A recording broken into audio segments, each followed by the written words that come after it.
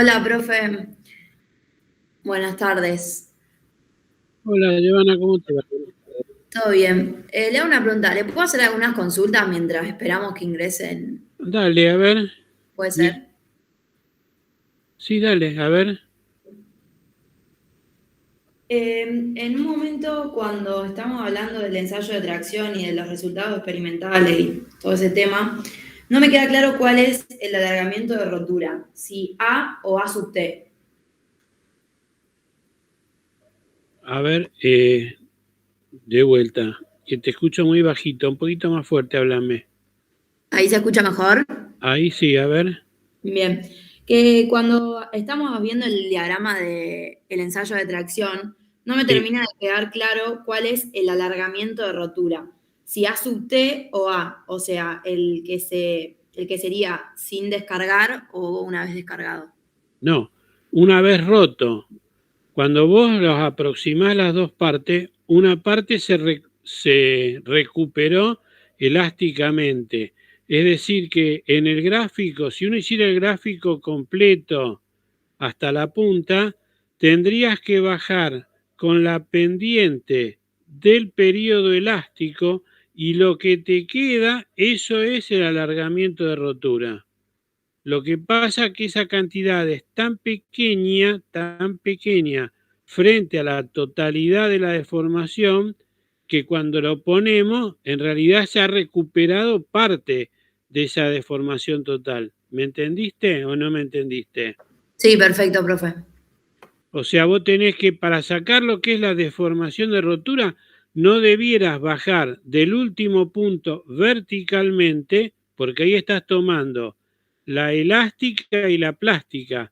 Tenés que descontar la deformación elástica bajando de ese último punto hasta cero con una recta paralela a la del periodo elástico. Bien, bárbaro. Y tengo otra pregunta cuando estamos hablando de solubilidad parcial en estado Sí, sólido. Si cuando cruzo, por ejemplo, en uno de los ejemplos, si cruzo a un alfa, eh, pero o sea, no cruza directamente por alfa, ¿puedo decir que es un hipoeutéctico o no formaría un hipoeutéctico? a ver, O sea, sí. en estos gráficos vos tenés aleaciones que son hipoeutécticas, todas las que están por debajo del eutéctico, formen o no formen eutéctico, y son Bien, hipereutécticas las que están por arriba del eutéctico, formen o no formen eutéctico. Si bien, vos llegás, por ejemplo, a una composición que tiene muy poca cantidad de uno de los componentes, es decir, en su enfriamiento no corta la isoterma del eutéctico, no va a formar eutéctico, pero es una hipoeutéctica, está por debajo del perfecto, eutéctico. bárbaro. ¿Está? Sí, genial. ¿Algo más, Giovanna?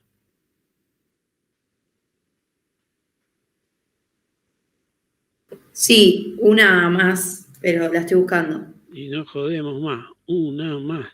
Vamos. Ah, dale. No, creo que eran esas dos nada más. Bueno, dale. Listo. Muchas gracias. De nada. Bueno, creo que estamos los que estamos, no sé si se sumará alguien más. Hoy vamos a pasarnos a ver el diagrama más tradicional de los diagramas de fase, que es el diagrama hierro-carbono, que abarca a todas las aleaciones del hierro con el carbono, que dan lugar a los aceros o a las fundiciones, como vamos a ver ahora. Entonces vamos a empezar primeramente a grabar la reunión. Profe, ¿este tema Sí. entra en el parcial que viene? Ustedes me preguntan esto de apuro y yo tengo que ir a mirarlo. Ahora tengo que ir a mirar qué es lo que estaba en su momento. Ahora vamos a ver. Creería que no, porque está justo en la semana previa, pero vamos a verlo. Me preguntan. Ahí estoy buscando, estoy abriendo.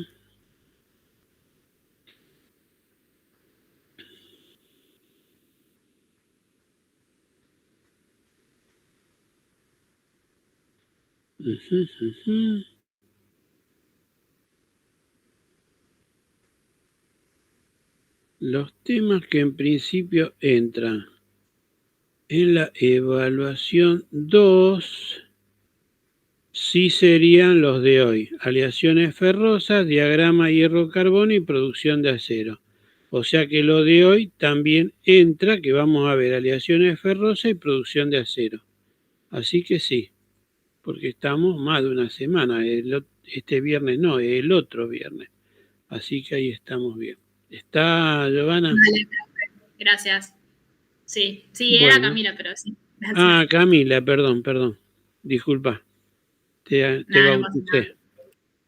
Bueno, entonces vamos a pasarnos a ver. Vamos a compartir acá una ventana. Aleaciones ferrosas. Se llaman aleaciones ferrosas a todas aquellas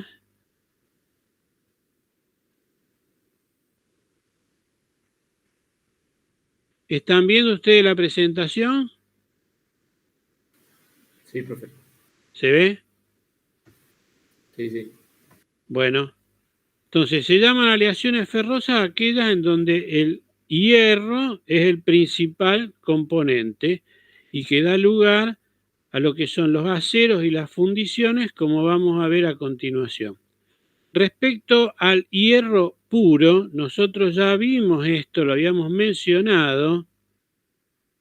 El hierro presenta un comportamiento alotrópico, es decir, presenta alotropía. ¿Qué era la alotropía? Era que en distintos rangos de temperatura se presentaba con distintas estructuras cristalinas. Así, por arriba de los 1538 grados centígrados, el hierro está en estado líquido, el hierro puro. El hierro puro está en estado líquido.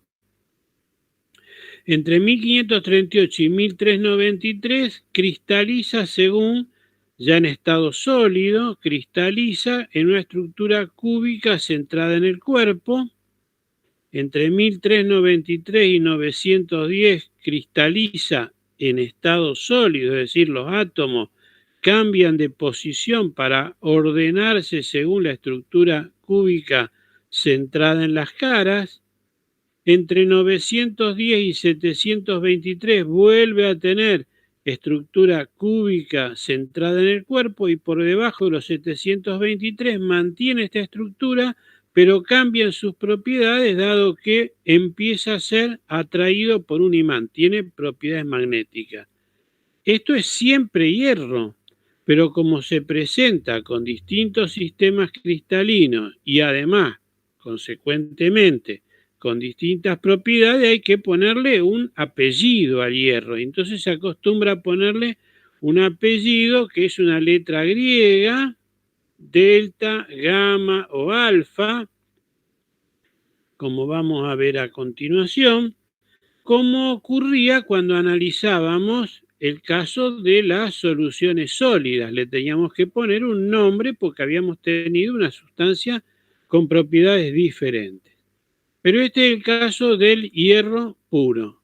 Cuando el hierro se presenta en aleación con el carbono, es decir, forma aleaciones entre hierro y carbono, vamos a llamar aceros a aquellas aleaciones que tienen menos del 2% de carbono. Y entre el 2% de carbono y el 6,67% de carbono los vamos a llamar fundiciones. Esta presencia de carbono en esta aleación lo que hace es modifica estas temperaturas a las cuales se producen los cambios alotrópicos del hierro puro. Entonces, el diagrama de equilibrio o diagrama de fase, que se denomina diagrama hierro-carbono, representa a estas aleaciones entre el hierro y el carbono, variando desde el hierro puro, 0% de carbono, hasta un contenido máximo de carbono que es el 6,67%, donde se forma un compuesto químico denominado carburo de hierro o cementita, y es un compuesto químico porque tiene una relación exacta atómica. Hay 3 átomos de hierro por cada átomo de carbono. Y el diagrama hierro-carbono se extiende entonces entre el 0% de carbono y el 6,67% de carbono. Más allá del 6,67 no tiene interés tecnológico, porque casi que deja de ser una aleación metálica. Es más parecido su comportamiento a un cerámico y no tiene aplicación tecnológica. Por eso el diagrama hierro-carbono se representa entre estos dos límites. Y la pinta que tiene es la que se ve acá. Hay acá arriba temperaturas altas, algunas cosas que muy bien no sabemos analizar, tendríamos que pensar un poco más. Sí podemos saber que este punto es un punto donde hay un pasaje de líquido a sólido a una temperatura fija y uniforme, como si fuera un metal puro, es decir, que este es un punto eutéctico. Ahí esta línea presenta un rebote, tiene un pico. Y acá hay algo parecido, pero en vez de pasar de líquido a sólido, acá está pasando de un sólido a otro sólido con algo que es parecido a un eutéctico y se lo conoce con el nombre de eutectoide. Hay además un pequeño cuerno acá, o sea que va a una formación de una solución sólida, pero este diagrama tal como está presentado a nosotros, ingenieros civiles, no nos es muy útil porque raramente vamos a considerar estas condiciones a tan altas temperaturas. Nosotros vamos a usar un diagrama hierro-carbono simplificado, muy simplificado, tanto es así que hemos rectificado estas curvas que aparecen. Para lo que a nosotros nos interesa, lo hemos rectificado en segmentos rectilíneos. Y lo que presentamos acá es el diagrama hierro-carbono simplificado, que se extiende entre el 0% de carbono y el 6,67% de carbono, que es un compuesto intermetálico, un compuesto que tiene características metálicas, pero que hay una proporción exacta de átomos. Hay 3 átomos de hierro por cada átomo de carbono. Y se lo conoce tecnológicamente con el nombre de cementita. Acá arriba de esta línea, que es la línea de líquidos, todas estas aleaciones están en estado líquido.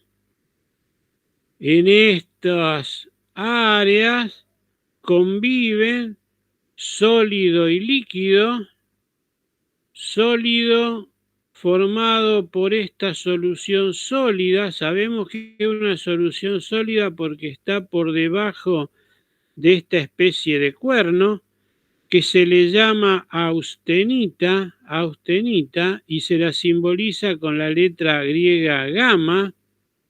Es decir, en este triángulo, si uno traza una horizontal, corta por este lado al líquido, por este lado a un sólido, que es esta austenita, que ahora vamos a ver qué es, con lo cual hay granos sólidos que se están desarrollando en el seno de un líquido. Lo mismo de este lado. Si yo trazara una horizontal, corta de un lado al líquido y del otro lado a la cementita, con lo cual en esta área que tenemos acá hay granos sólidos de cementita todavía rodeados por un líquido. Por debajo de esta línea y esta, todo lo que esté por debajo ya está en estado sólido. Aparece esta área que es una solución sólida. Acá hay otro pequeño cuerno, con lo cual esto también es una solución sólida que tenemos que darle un nombre distinto. Si a este le usamos la letra griega gamma, a este se lo conoce con la letra griega alfa, como hierro alfa, o tecnológicamente con el nombre de ferrita. Vamos a analizar un poco estas áreas que aparecen en el diagrama hierro-carbono. Aparece entonces la ferrita. La ferrita, dije, era esta área pequeña, es una solución sólida. A temperatura de 727 grados puede tener como máximo 0,025% de carbono, pero a temperatura ambiente solo puede contener el 0,008% de carbono, es decir, muy poquito de carbono. Es una solución sólida de tipo intersticial. El carbono se mete en los intersticios que dejan los átomos de hierro. Hay muy pequeñas cantidades de carbono disueltas en hierro. Es una estructura cristalina cúbica de cuerpo centrado, es decir, cristaliza en una estructura cúbica de cuerpo centrado. Y desde el punto de vista de sus propiedades mecánicas, es casi hierro con muy poquito de carbono. Es muy blanda y muy dúctil. Es muy blanda y muy dúctil. En el otro extremo, en el 667, aparece lo que se llama cementita o carburo de hierro. Es un compuesto químico metaestable. Hay tanto carbono tiene esto, que en largos periodos de tiempo y temperatura ambiente, este carbono se va a separar del hierro en la forma de grafito. El grafito es la forma del carbón con que se hacen las minas de los lápices.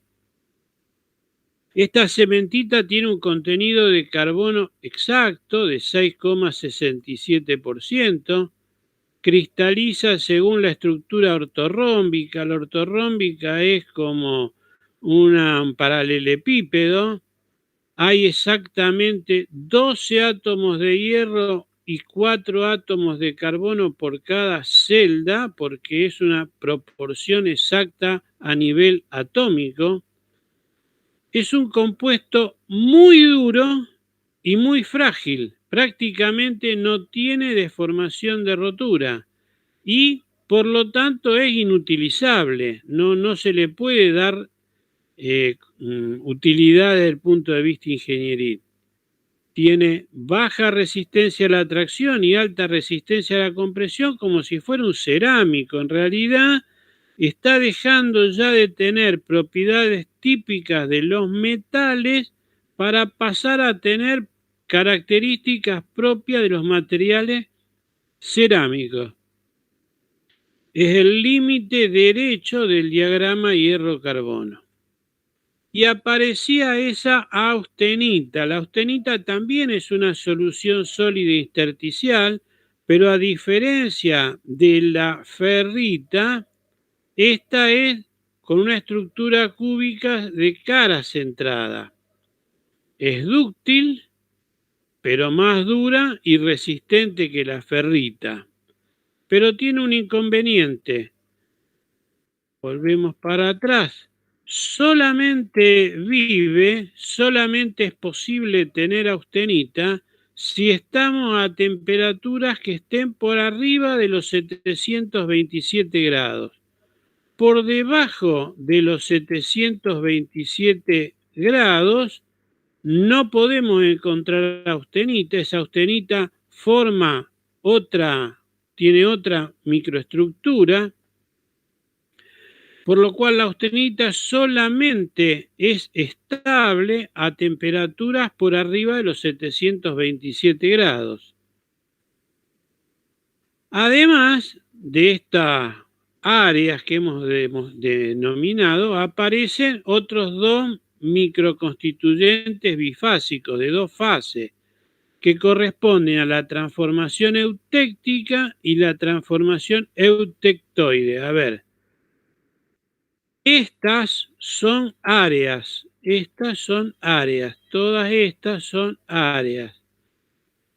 Nos estamos refiriendo a la composición exacta que hay en A con el 4,3% de carbono y en B con el 0,77% de carbono. Esta al 4,3% es un pasaje de líquido a sólido, es lo que conocemos como la composición eutéctica. Este pasa de un sólido a otro sólido a esta temperatura exacta, 727 grados. Y se parece a un eutéctico, pero no lo es. Se le llama eutectoide. Entonces, eso que se forma a 0,77% de carbono, redondeando el 0,8% de carbono, es exactamente la composición eutectoide. Estamos pasando de sólido a sólido como si fuera un metal puro. Se forma a 727 grados y redondeándolo tiene un contenido de 0,8% de carbono. Y tiene la microestructura igual, del mismo estilo que la que encontraríamos en un eutéctico, es decir, una serie de láminas delgadas, paralelas, de ferrita y de cementita. ¿Por qué de ferrita y cementita? Y porque si yo vuelvo para atrás y estoy parado sobre esta línea, si estoy parado sobre esta línea del 0,77 y trazo una horizontal, esa horizontal corta de este lado a la ferrita y del otro lado a la cementita, con lo cual esto es una microestructura de bandas alternadas del mismo tipo que la que aparece en el caso de la composición eutéctica del 4,3%.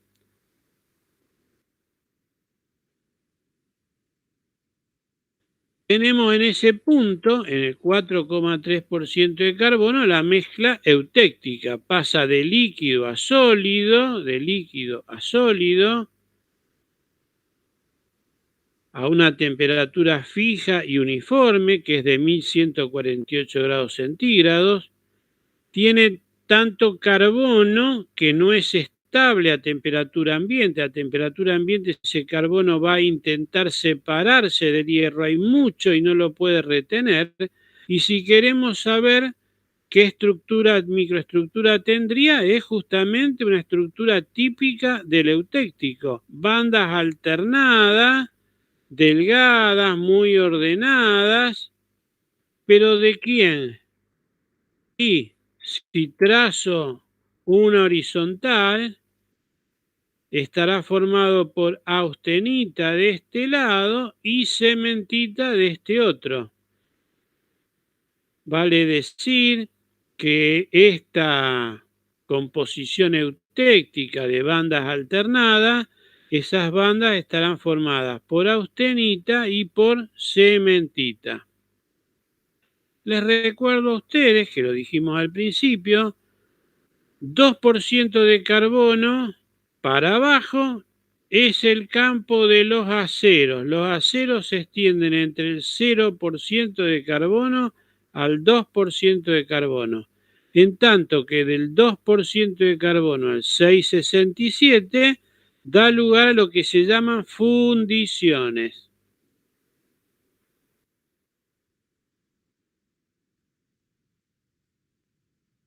Entonces, si ahora le ponemos a esto algunos detalles más, si esta es la composición eutectoide, todos los aceros que tengan menos del 0,77% de carbono los vamos a denominar aceros hipoeutectoides, en tanto que aquellos que tienen contenidos de carbono superior al 0,77 y hasta el 2% de carbono, los llamamos aceros hipereutectoides.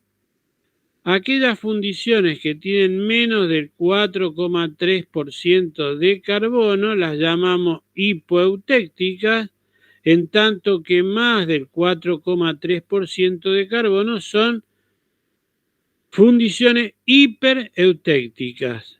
Hasta el 2% de carbono son aceros, por arriba de estos son fundiciones.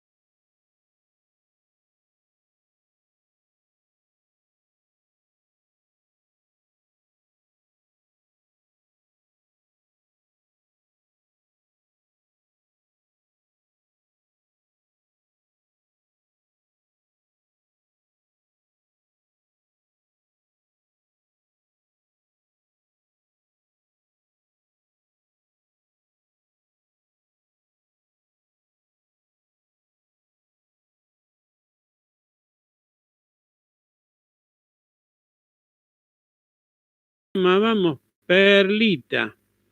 Es decir, en este campo lo que se forma es perlita más cementita, de este lado es ferrita más perlita.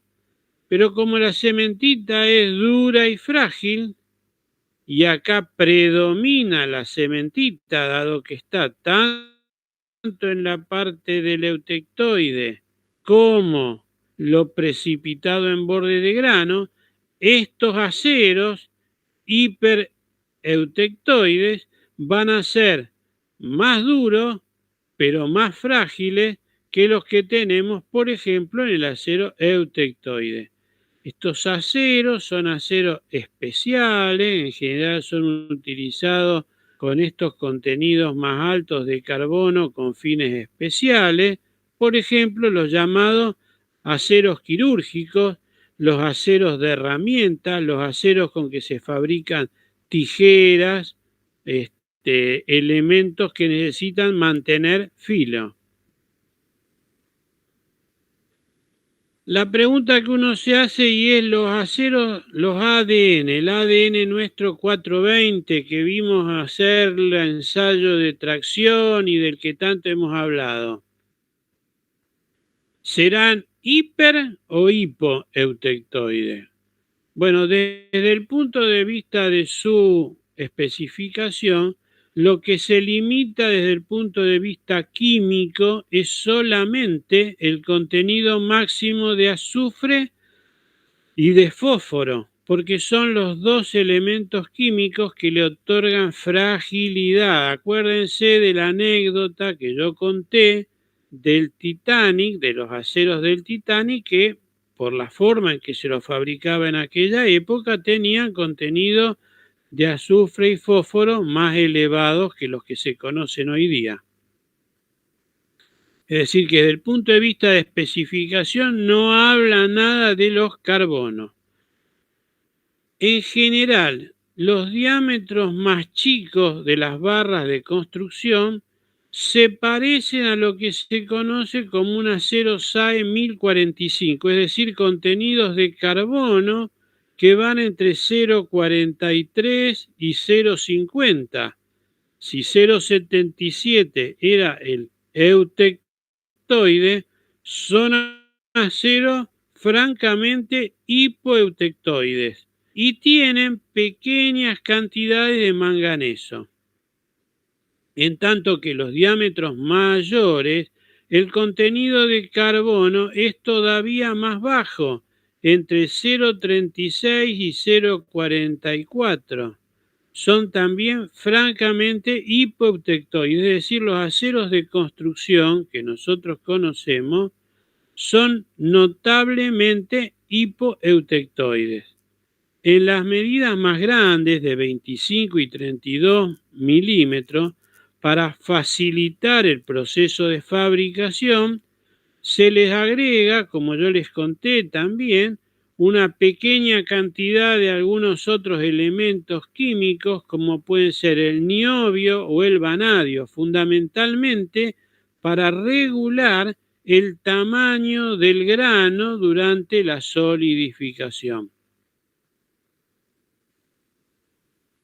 Si vamos a las fundiciones, como ingenieros civiles raramente vamos a tratar con fundiciones, porque en general las fundiciones se usan para elementos mecánicos, elementos industriales. En la construcción civil uno puede encontrar aleaciones solamente, por ejemplo, para alguna cuestión ornamental, una estatua, un extremo superior o inferior de una columna que tenga alguna cuestión de adorno, pero desde el punto de vista estructural, en ingeniería civil no se usan fundiciones.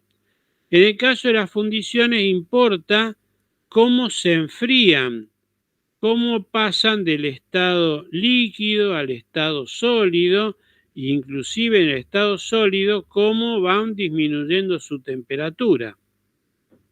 Si la velocidad de enfriamiento es reducida, tienen tanto carbono que no puede retenerlo dentro de la fundición.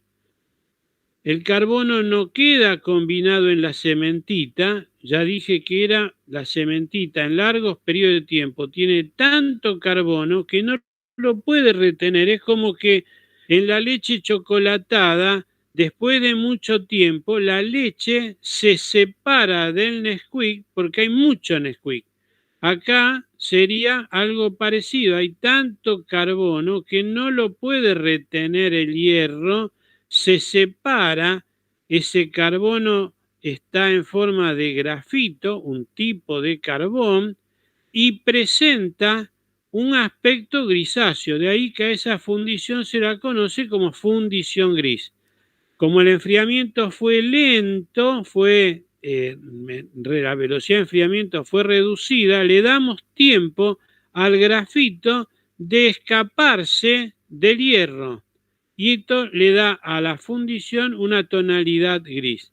Por el contrario, si la bajamos al enfriamiento se hace rápidamente, no le damos oportunidad al carbono de separarse del hierro, queda combinado en la cementita, no toma la fundición el aspecto gris, sino que queda un aspecto más claro y se la conoce con el nombre de fundición blanca.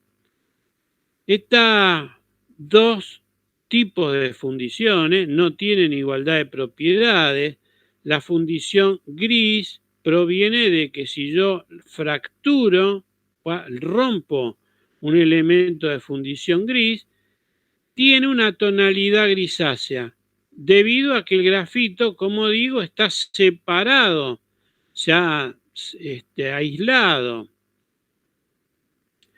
En general, se va a separar formando hojas que al ser cortadas aparecen como estas líneas oscuras, son las llamadas hojuelas de grafito. Como el grafito es muy blando, es con el que se fabrican las minas de los lápices, la fundición gris es fácil de maquinar, se la puede tratar térmicamente, fluye en estado líquido muy bien para volcarla en un molde, para ser colada en un molde. En general es quebradiza y de baja resistencia a la tracción. Es mucho menos dúctil que un acero, menos duro y frágil que una fundición blanca. Se la puede soldar, pero sus propiedades dependen de cómo quedó atrapado este grafito, que puede tener forma de láminas acá o forma de burbuja, en cuyo caso se llama fundición nodular. No nos vamos a meter en mucho más detalles, pero como les digo, las fundiciones en general no se usan en ingeniería civil. La fundición blanca es fundición de hierro en la que todo el carbono quedó atrapado, quedó combinado en la cementita. Su aspecto al fracturarse es mucho más claro, menos grisáceo, y de ahí que se la conoce con el nombre de fundición blanca. Es también menos fluida, da más dificultades para ser colada dentro de moldes.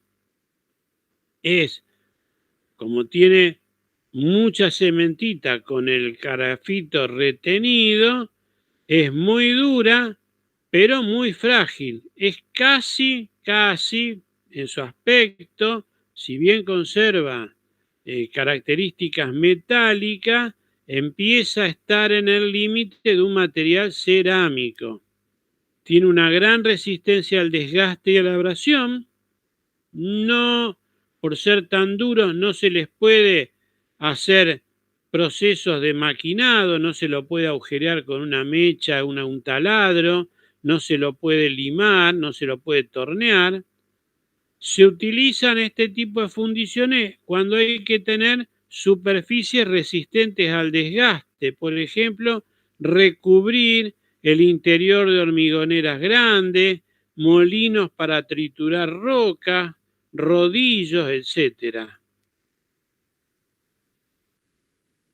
Además de estos aceros que hemos visto llamados aceros al carbono, que da lugar a lo que llamamos aleaciones ferrosas, muchos de los aceros que conocemos se le agregan otros elementos llamados aleantes para obtener propiedades distintas, mejorar en general las propiedades, ya sea mecánica, resistencia a la corrosión, facilitar el tratamiento térmico posterior de esos aceros, y se los divide en dos grandes grupos. Si tienen menos del 5% de elementos agregados, se los llama aceros de baja aleación. Y si el porcentaje de estos elementos, que no son ni hierro de carbono, son más del 5%, se los llama aceros de mediana o inclusive de alta aleación. ¿Y qué elementos se le pueden agregar? Y están enumerados algunos acá: silicio, cromo, estaño, molibdeno, tungsteno, titanio y vanadio, que facilitan la formación de ferrita. Se los usa en el proceso industrial de los aceros hipoeutectoides para facilitar la formación de ferrita.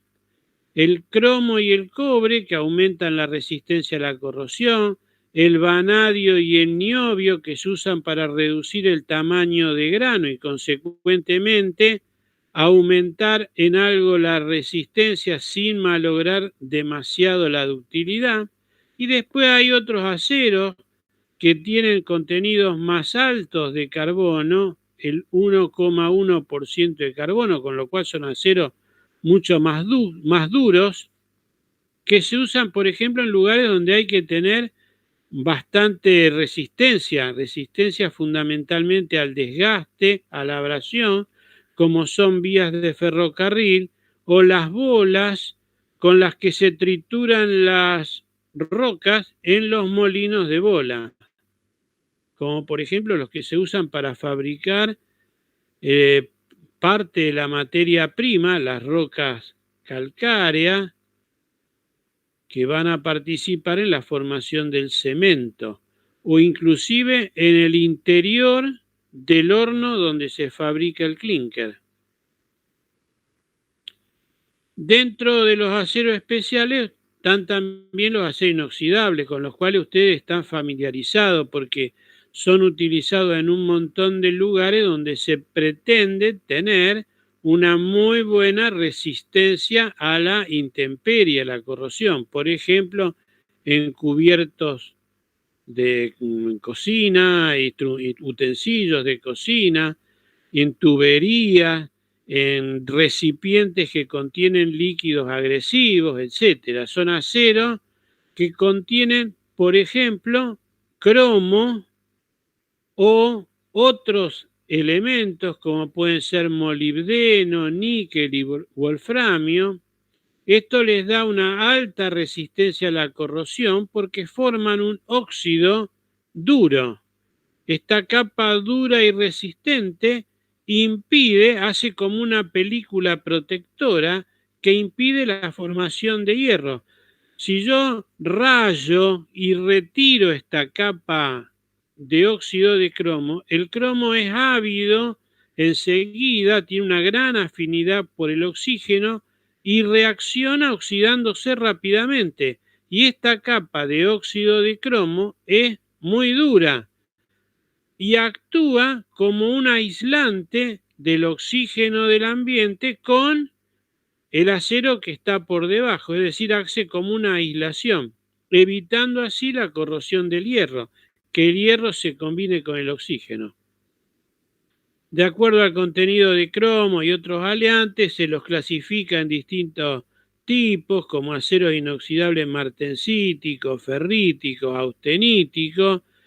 Los martensíticos son los más comunes, son los que se usan para fabricar cuchillos, discos de freno, partes de bombas y turbinas, tuercas y tornillos, es decir, elementos comunes que tengan propiedades de resistencia a la corrosión. Bueno, con esto hemos hecho un corto y rápido repaso de lo que son las aleaciones ferrosas, con lo cual lo que vamos a hacer ahora es pasarnos a ver ¿Cómo se producen los aceros? Los aceros se consumen masivamente. Vamos a salirnos de acá. Vamos a volver aquí. Vamos a salirnos de acá. Vamos a irnos a producción y conformado de aceros. Como les digo, el acero se consume masivamente en construcción, en elementos de máquina, en elementos industriales. La producción de acero es en gran escala, en fábricas llamadas siderurgia. Y entonces vamos a ver rápidamente en lo que queda de la clase de hoy cómo se fabrican y se les da formas útiles a los aceros. ¿Ustedes siguen viendo mi presentación? ¿Alguno que me diga? No, profe. ¿No se ve? No, ahora no. Bueno, vamos a probar. Vamos a ver.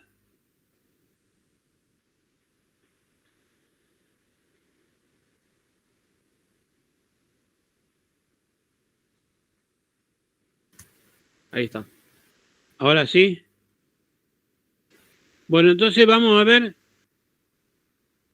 cuál es el proceso con los que se fabrican industrialmente, fundamentalmente, los aceros.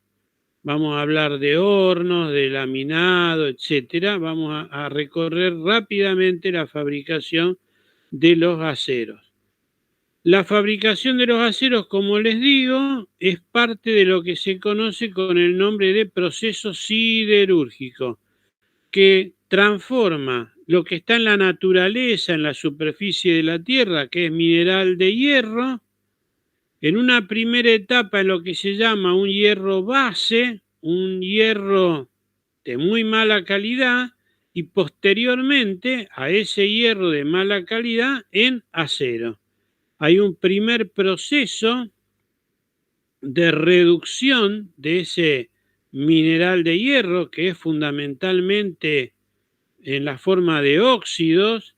Hay que reducirlo y convertirlo en arrabio o hierro esponja, ya vamos a ver cuál es la diferencia, y como subproducto de esto, de este proceso de reducción, queda la escoria. Esta escoria, que es utilizada por su afinidad con el clinker del cemento Portland en la fabricación del cemento. Una vez conseguido Profe, sí. disculpa, no sé Dale. si estás presentando la pantalla, lo único que vemos nosotros es la primera diapositiva del... ¿No se ve? No se veía. Para entonces, vamos de vuelta. Usted estaba pasando, ¿no? Sí, había empezado a pasar, pero bueno, ahora vamos a dar de vuelta. Espérate.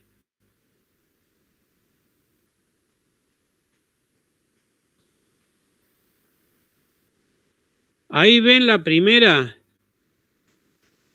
Yo veo la segunda. Esta que dice proceso siderúrgico. Sí, se ve la segunda. ¿Se ve en la presentación ahí? Si yo cambio, ¿se la ve cambiar? No. ¿No? Bueno, esperen un poquito, a ver por qué no. Déjenme ver. Por ahí si pones presentar toda la pantalla, capaz que funcione. Ahora vamos a ver, ahora voy a probar.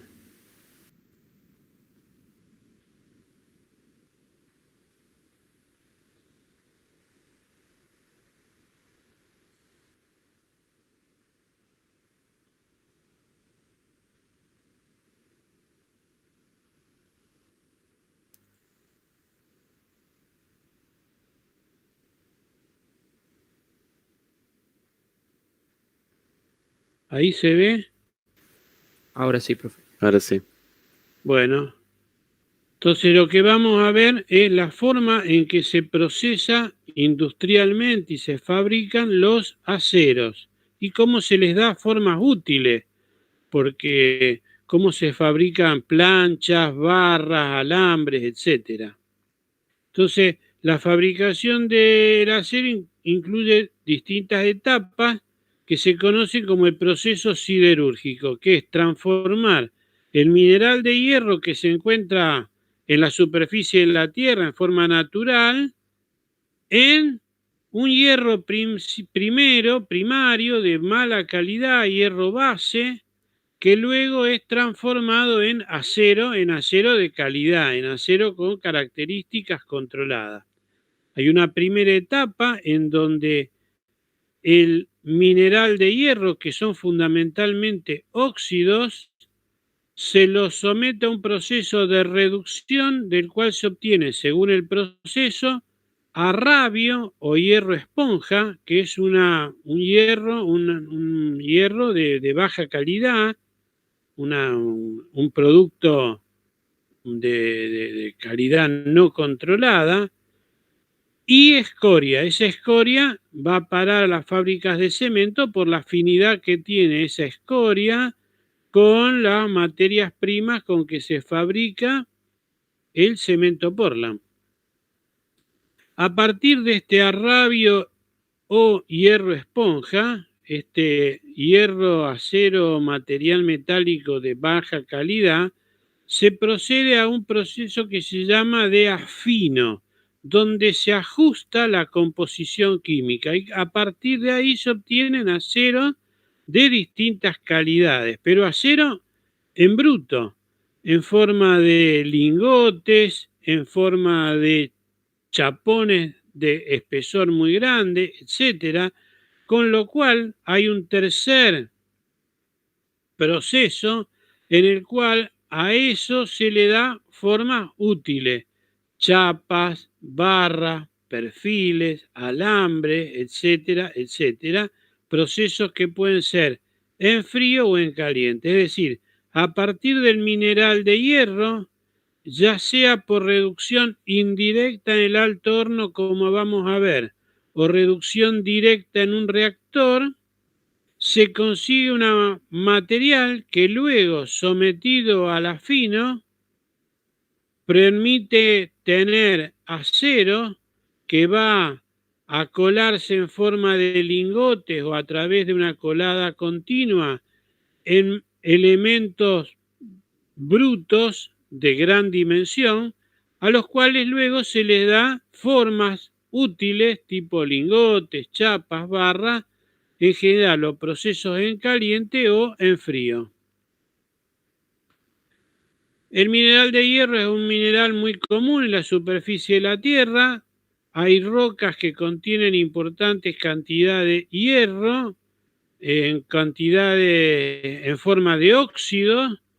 Algunas de estas son las que están mencionadas acá, pero también se usan mineral de hierro de alguna manera ya preconcentrado, se lo concentra en forma de pellets, como si fueran bolitas, parecidas a los alimentos de algunos animales, como si fueran trocitos para la alimentación de los perros. Y este material es fundamentalmente el que se utiliza como materia prima en la fabricación de aceros, es decir, rocas que contienen hierro en forma de óxido. Estas rocas se trituran, se las lava, se las concentra en el sentido de que parte de lo que tiene poco contenido del mineral de hierro se separa, se la clasifica, y esto es lo que se utiliza, se explota en minas, y para que sea rentable interesa que el mineral esté en gran proporción. Lo que se llama ganga, que son otros óxidos que no son de interés, se supone que tienen que estar en una cantidad limitada. Y lo que se limita además la presencia de azufre y fósforo, porque como ya dije, aumentan la fragilidad de los aceros. Ese mineral de hierro llega, en el caso más significativo en nuestro medio, a San Nicolás, al puerto, es descargado este mineral de hierro en forma de pellets y es llevado a la parte superior del alto horno. En este alto horno se va a producir la reducción de este óxido de hierro en arrabio en un proceso a alta temperatura, en una estructura particular que se llama alto horno, del cual vamos a ver su funcionamiento en un poquito más adelante. Como resultado de este proceso, se obtiene, por un lado, arrabio, que es un acero, un hierro de baja calidad, y escoria. Lo que es acero va a parar a unos grandes vagones ferroviarios térmicos y la escoria va a parar a otros que luego de enfriada son triturados y llevados a las fábricas de cemento. Este primer producto, el arrabio, es un líquido muy espeso, muy viscoso, que va a llevarse a otras dependencias de la planta siderúrgica para continuar con el proceso de afino. ¿Qué es este alto horno? Este alto horno es una estructura que tiene 25, 30 metros de altura, es de acero, recubierta interiormente por ladrillos refractarios que actúan de aislante, y en la parte superior de este alto horno, que tiene esta forma, es como si fuera dos conos apoyados por su base. En la parte superior hay una entrada a donde le entra la materia prima. Ese lugar se llama el tragante, es donde el alto horno traga la materia prima. Esta materia prima va descendiendo progresivamente y encuentra a contracorriente un chorro de aire caliente. Ese aire caliente entra por la cintura del alto horno, lo que se llama el vientre del alto horno, de tal manera que esto a alta temperatura empieza a reaccionar químicamente, y veremos más adelante que el oxígeno que tiene, propio de los óxidos, es reemplazado por carbono. Ahora vamos a ver cómo. Abajo, esto tiene dos descargas. Como lo más liviano es la escoria, la descarga que está más arriba es la que permite cada tanto descargar la escoria, mientras que una descarga más abajo permite cada tanto descargar el arrabio, este hierro fundido que va a parar a un vagón de ferrocarril térmico que lo va a llevar a otra instancia de la planta siderúrgica. ¿Qué es lo que se le introduce al alto horno? Mineral de hierro en forma de pellets, coque.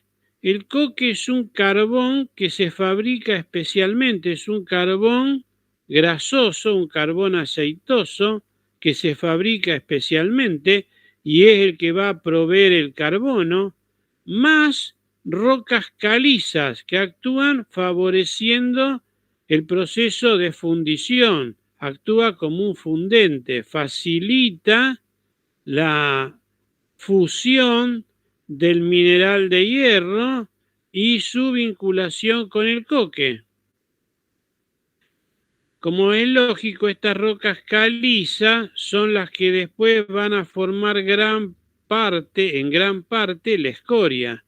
Y de ahí viene la compatibilidad entre la escoria y el clínker de cemento para fabricar los cementos con escoria.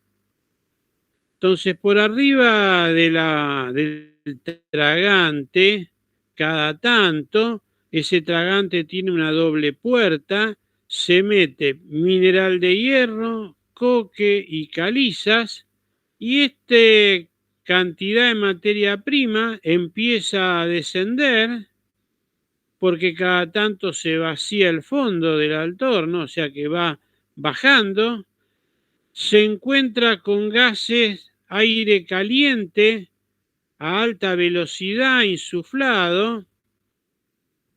Producto de esto, esta materia prima que entra a temperatura ambiente y debido a que se produce un fenómeno exotérmico, va aumentando su temperatura progresivamente, de tal manera que abajo llega a 1650 grados centígrados como arrabio fundido.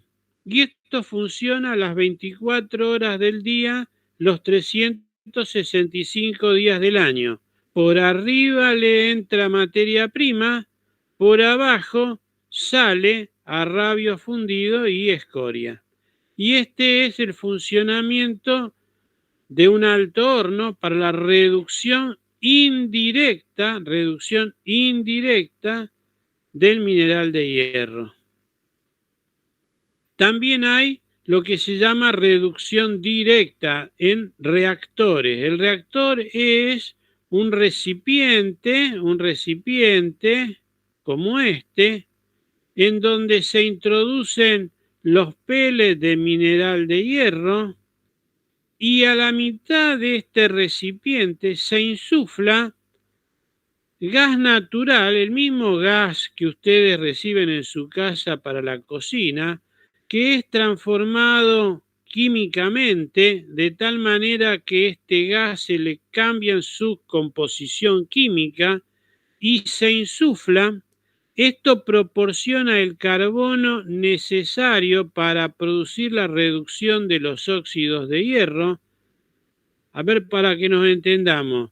El óxido de hierro viene hierro y oxígeno. Lo que nosotros necesitamos es hacer que ese oxígeno se vaya y que el hierro se combine con carbono. Entonces lo que hacemos es ponerle mucho carbono, de tal manera que parte del carbono que estamos poniendo se combine con ese oxígeno y se vaya al exterior del alto horno en forma de monóxido y dióxido de carbono y nos quede el mineral de hierro combinado con el resto de carbono que hemos puesto. Entonces acá se produce una reacción dentro de este reactor en donde los pellets, que son fundamentalmente óxido de hierro, se enfrentan a monóxido de carbono e hidrógeno por esta descomposición que tiene el gas natural, que se llama gas reformado, se produce una reacción química a alta temperatura y esto permite por la parte inferior descargar un hierro de baja calidad que en este caso, por ser de reducción directa, se lo conoce con el nombre de hierro esponja. Es decir, que en esta etapa de reducción conseguimos arrabio en la reducción indirecta o hierro esponja en la reducción directa. Son primeros productos de mala calidad que no tienen control en cuanto a sus propiedades químicas y que necesitan ser modificadas estas propiedades para convertirlos en verdaderos aceros de calidad controlada. Y esto es lo que se hace en el proceso de afino. El proceso de afino puede hacerse o en hornos o en convertidores. Estos hornos, los más comunes son el Siemens Martin, que ya no se usa más por ser poco eficiente energéticamente, y los hornos eléctricos, o los convertidores, el convertidor Thomas o el LD, el Thomas no se usa más, el que sí sigue utilizándose es el convertidor LD. En general, en los hornos eléctricos se afina hierro esponja, mientras que en el convertidor LD se afina a radio.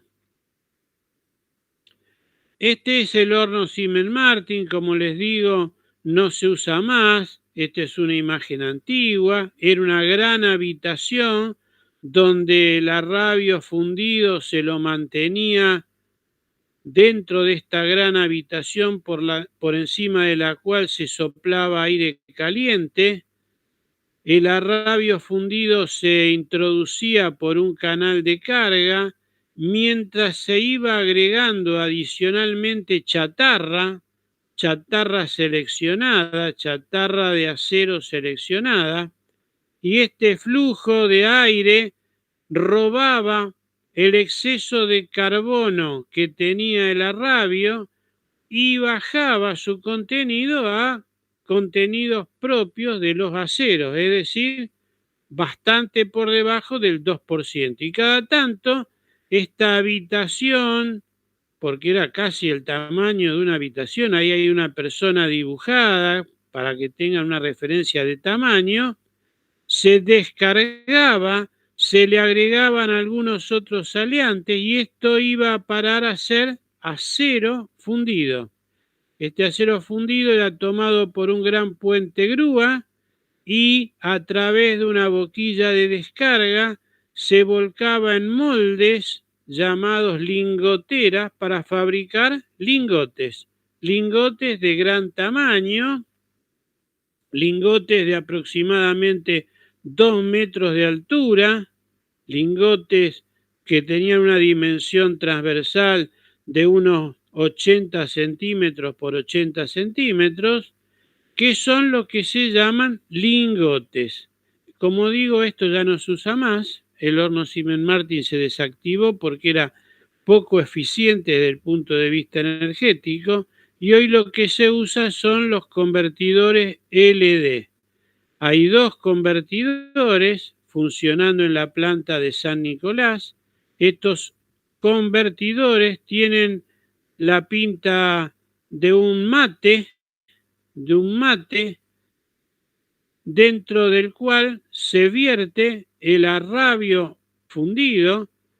El arrabio tiene un alto contenido de carbono que queremos reducirlo. Entonces lo que se hace es inyectarle a este arrabio fundido oxígeno a alta temperatura, de tal manera que se produce dentro de este recipiente un burbujeo en el cual el oxígeno que estamos inyectando se combina con parte del carbono que en exceso está en el arrabio.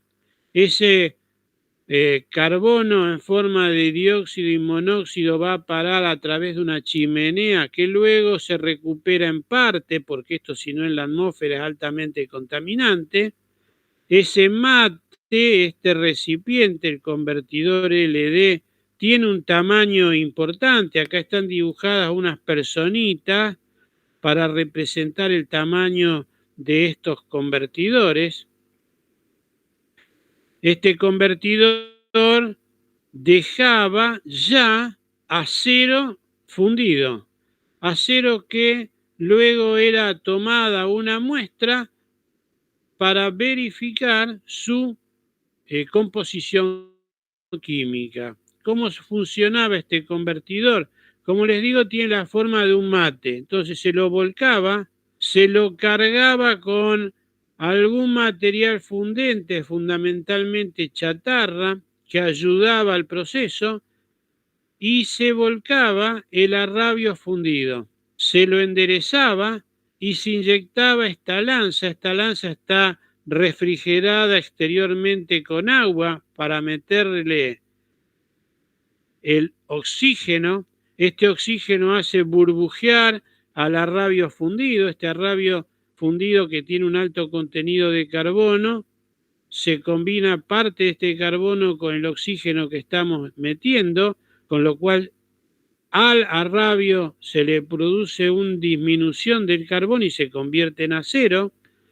Este proceso duraba alrededor de unos 20 minutos, al final del cual el mate se vuelca hacia un lado.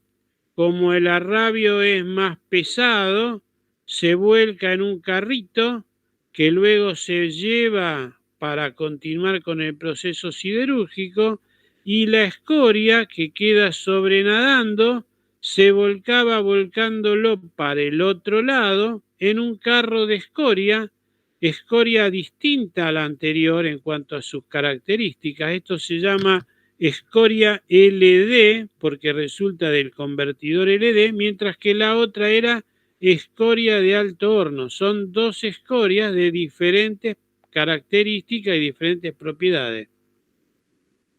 Lo que salió de acá ya es acero fundido. Si lo que nos teníamos del primer proceso es hierro esponja, la reducción se hace en general en un horno eléctrico en el cual se vierte en primera instancia chatarra seleccionada y a través de unos electrodos se hace circular corriente eléctrica de alta tensión, de tal manera que se produce un chisporroteo parecido a como si fueran los relámpagos, los rayos que hay en días de tormenta. Estos rayos generan alta temperatura y funden en primera instancia la chatarra y luego se le agrega hierro esponja. Y esto hace que se funda. Hay un ambiente rico por estas descargas eléctricas de oxígeno que roban el exceso de carbono del hierro esponja, y lo que vamos a obtener es acero de horno eléctrico.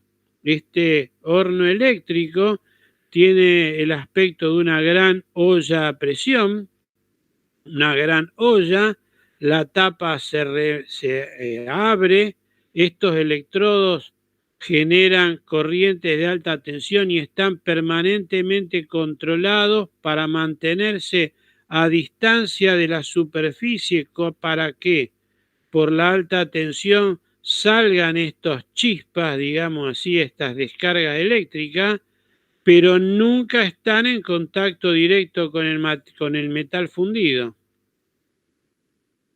Como resultado del proceso que vimos LD, lo que se obtienen son lingotes. Cuando el lingote ya tiene una consistencia por haberse enfriado suficiente, se lo desmolda y se lo introduce en una cámara de temperatura, en un horno, donde se lo hace enfriar lentamente. Y a este lingote, a partir de aquí, empieza a recorrer un camino en el cual durante sucesivos rodillos lo vamos cambiando su forma a chapones o a barras llamadas tochos y luego perfiles. Es decir, estos lingotes empiezan a correr y van pasando por lo que se llama un tren de laminación, en donde ese lingote progresivamente se le va reduciendo su sección, su forma, al pasar entre rodillos. A causa de esto, el lingote se convierte en un tocho, es decir, una barra de dimensiones aproximadamente controladas, o en el desbaste plano, un chapón que puede tener alrededor de 12 a 18 centímetros de espesor, por planchado sucesivo entre rodillos. Hoy día se utiliza la colada continua. ¿La colada continua en qué consiste? En una gran estructura vertical que en la parte superior tiene un receptáculo en donde se vuelca el acero fundido. Y ese acero fundido chorrea, escapa por una serie de boquillas en forma de una cortina, como si fuera un chorro continuo que a medida que va descendiendo es enfriado por chorros de agua. Esta cortina, este chorro, va siendo guiado por una serie de rodillos. Esto, a medida que va descendiendo, va perdiendo temperatura y consecuentemente va dejando de ser un líquido para tener una consistencia de un metal blando. Ese metal blando es guiado por una serie de rodillos de salida que convierten el movimiento por gravedad descendente en un movimiento horizontal, como resultado del cual salen o bien barras o bien planchas que cada tanto son cortadas por un soplete que le da tamaño, y lo que tenemos acá es una plancha en estado sólido, en un estado manejable. Se lo toma a esa plancha y se la deposita para que termine de enfriarse a temperatura ambiente. Este proceso es el que se está usando hoy día para fabricar chapas o para fabricar barras, que es el proceso de colada continua. Acá permanentemente se va echando metal fundido, acero fundido en la parte superior, que va chorreando, va descendiendo por gravedad y a medida que desciende va enfriándose, es decir, va pasando de un estado líquido a un estado de una masa maleable, una masa manejable. Cada vez va perdiendo más temperatura. Al llegar al final se convierte en una plancha de acero que es depositada en una playa para esperar a que se alcance la temperatura ambiente. Si seguimos con el camino del tocho, ese tocho sigue pasando por una serie de rodillos que le van dando forma para obtener lo que se conoce como palanquilla. La palanquilla ya es una barra de dimensiones muy controladas, y luego palanquilla o bien el tocho se le da forma de perfiles, de barras, de alambre en distintos procesos en donde en general los mismos se trata de hacerlo pasar por rodillos. El material acá está en estado incandescente, está al rojo, es decir, es un sólido maleable, pero a muy alta temperatura. Luego hay que dejarlo que enfríe a temperatura ambiente.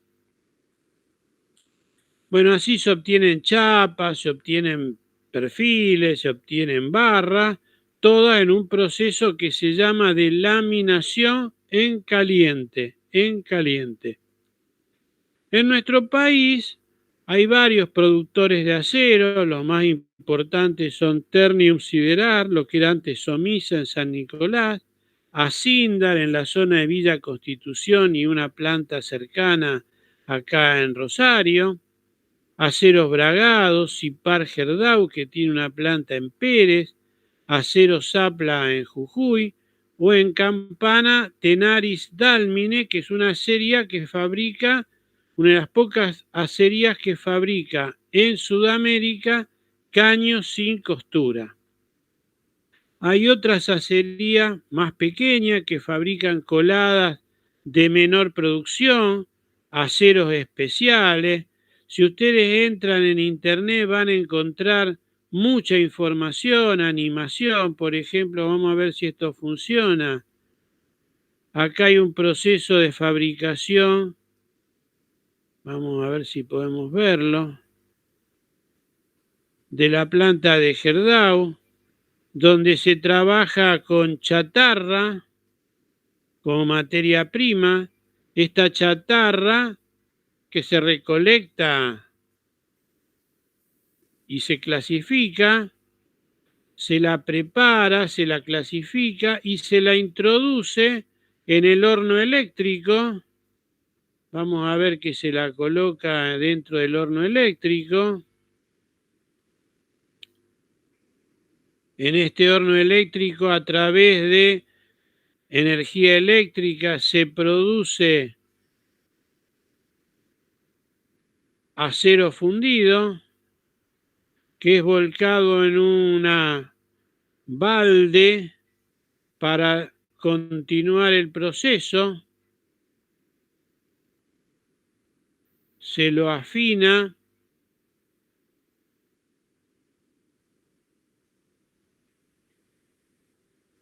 y va al proceso de colada continua, en donde sale en forma de barras, y estas barras empiezan a pasar en un proceso de laminado por rodillo, que van cambiando su sección y su longitud. Pueden ir como barras o como chapas, y luego conformarlo en forma de rollos.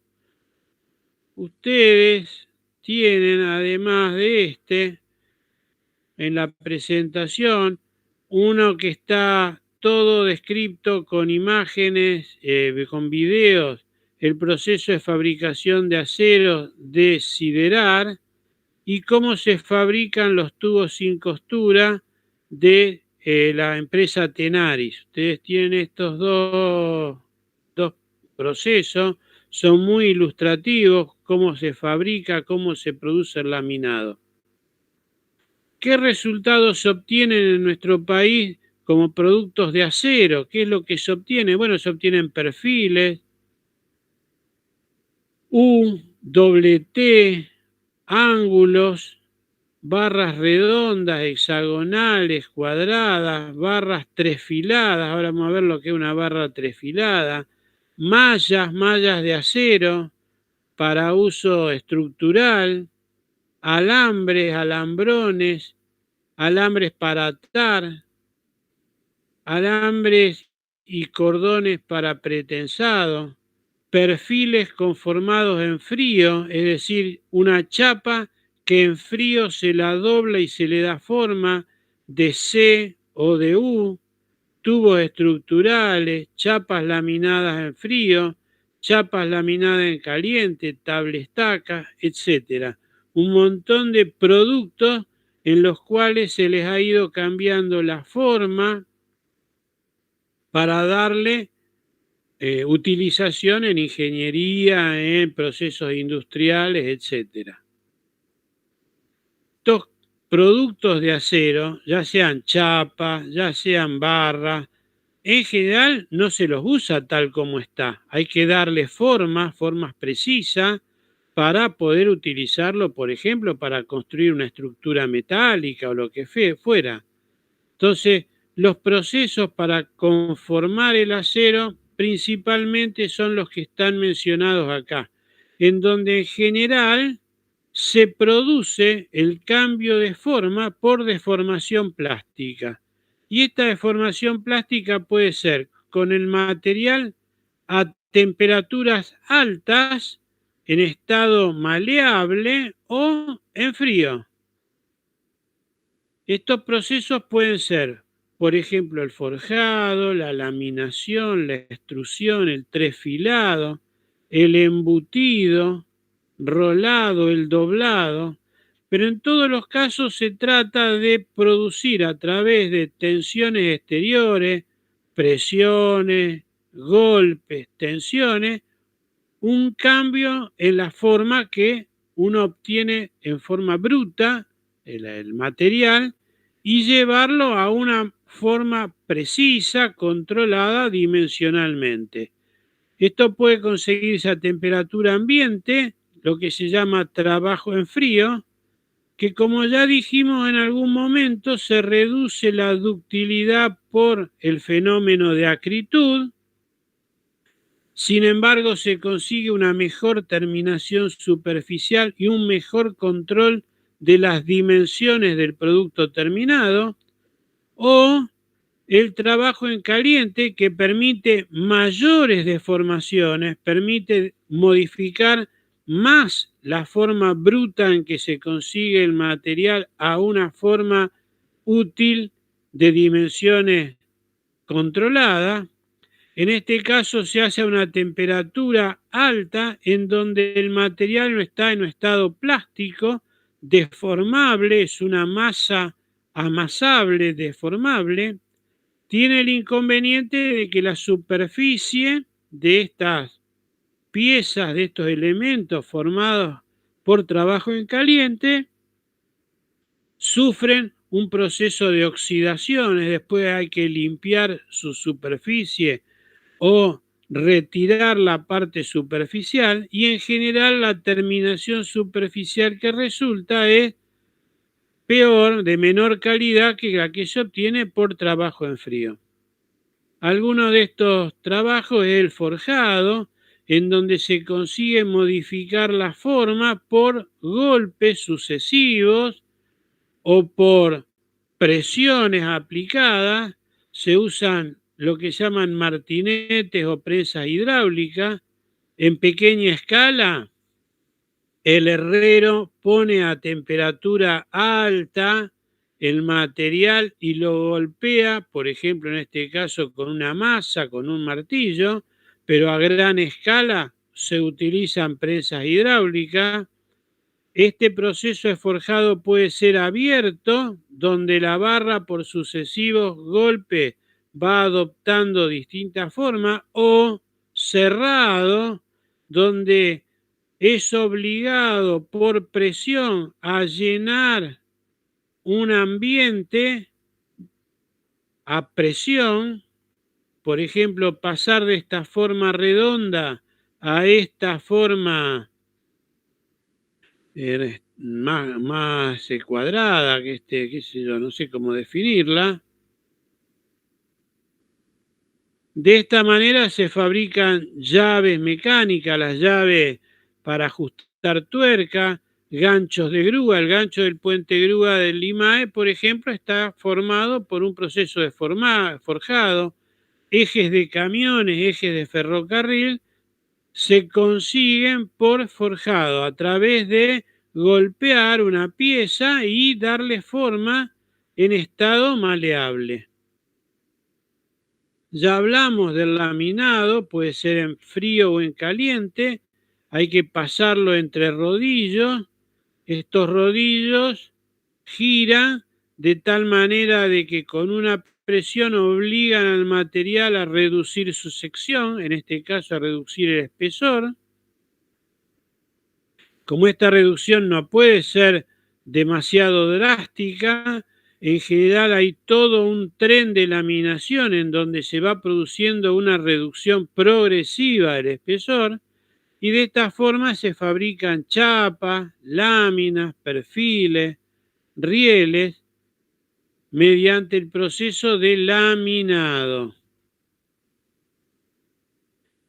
También está el fenómeno del proceso de extrusión. El metal en caliente, en un estado de alguna manera amasable, maleable, es colocado dentro de un tubo y empujado por un pistón, de manera que por presión es obligado a salir a través de una matriz que tiene una forma determinada. Es decir, es como cuando se fabrican los churros o los tallarines. La masa es obligada a salir por una matriz que tiene una forma determinada, y el material que sale aquí emerge con la forma y dimensiones que le da la matriz. Este es el proceso de extrusión.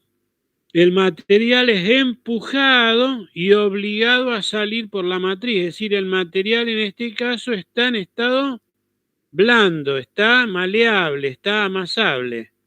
El contrario es el tresfilado. Acá el material está en frío, está a temperatura ambiente, es decir, está en un estado sólido. y es obligado a pasar por una matriz que tiene un agujero, pero tirando de él, no empujándolo, sino tirando de él.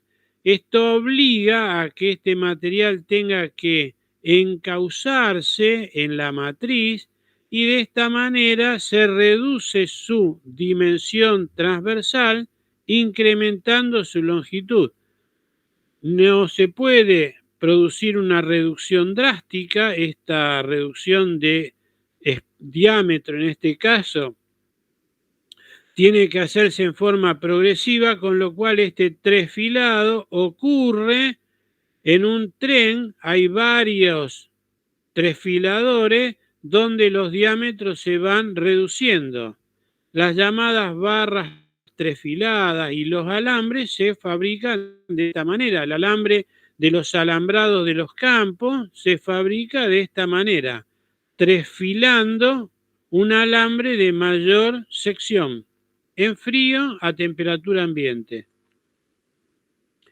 El doblado y el rolado, una chapa o una barra es obligada a tomar una forma curva por presión entre rodillos. La distancia entre los rodillos y la presión que se ejerce es lo que termina dando la curvatura a la chapa, y es así como se fabrican chapas dobladas para silos, para tanques de vehículos, de camiones tanques, etcétera, tanques de depósito, etcétera. Se fabrican doblando y rolando chapas entre medio de rodillos. El embutido o el estampado es como si fuera un sello. Se presiona una lámina de metal entre un punzón y una matriz, y es así como se fabrican las chapitas de las gaseosas, las patentes de los autos. Hay un punzón que obliga a la chapa a escurrir entre medio de estos anillo y dado y darle la forma que nosotros queremos. Es un estampado que tiene por presión, obligándola a la chapa, en este caso, a tomar la forma del molde. Voy a salirme un momentito de acá y como nos quedan todavía unos minutos, vamos a volver un poquito para atrás y vamos a ver si podemos ver este que es muy interesante. Son unos pocos minutos.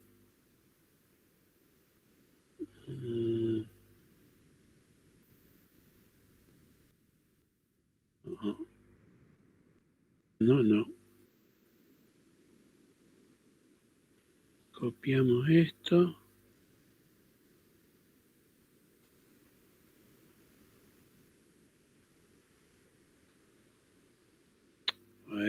Vamos acá.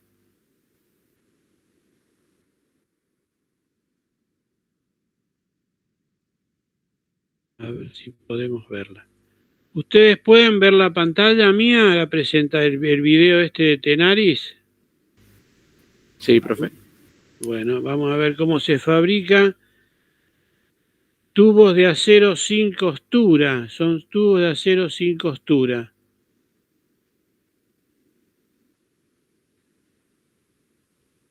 Esta es la planta que está en Campana de Tenaris.